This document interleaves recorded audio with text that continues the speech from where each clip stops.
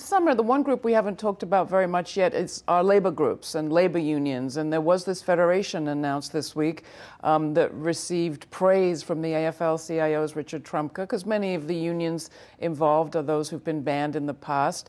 How significant is that? And were the strikes that happened in 06 and 07, I think, did they play any part in building towards this movement? I think there's no question that the economic and labor protests that have taken place in Egypt on a really large scale, I mean, I've written about this and I've called it a tsunami since 2004, since the vigorous implementation of neoliberal economic policies by a new cabinet in that year until the present, are certainly an underlying factor. That being said, however, it is not the case that the January 25 protests were led by workers or labor movements.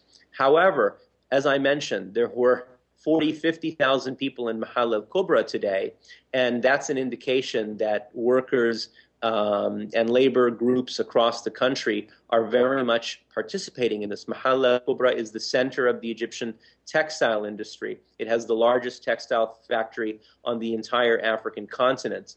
So, and in Alexandria and in Cairo and so on.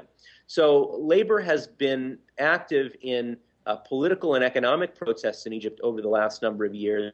And I think if, hopefully, a democracy emerges in Egypt in the future, labor will play a larger role, because the one labor union that has existed in Egypt for much of the last 3 or 4 decades has been a corporatist union, has been a union that is controlled by the state, that is really there to manage and co-opt workers and labor leadership as opposed to represent their interests. What we've seen the last couple of years is the emergence of an independent labor movement, a new independent tax collection worker group was founded last year for the first time, independent. So it is also interesting times for issues of labor and workers' rights in Egypt.